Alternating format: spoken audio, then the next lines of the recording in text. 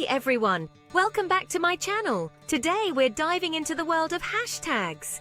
Do they really work or are they just hype? Stay tuned because what we uncover might just blow your mind.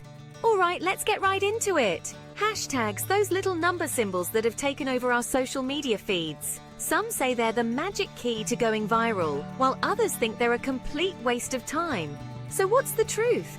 Hashtags help categorize your content and make it discoverable. But are all hashtags created equal? It's not just about using any hashtag, it's about using the right ones. It's all about relevance and specificity. And instead of number food, go for number vegan eats or number home cooked delights. See the difference? But wait, there's more. Timing is everything. Using trending hashtags can give you a huge boost. Think of it like catching a wave, but don't overdo it. Too many hashtags can make your post look spammy. Been there, done that. The ideal number is around 5 to 10 hashtags.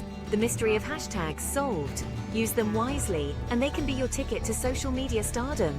And hit that subscribe button for more tips and tricks. See you next time, and happy hashtagging. Kindly like, share, subscribe, and comment.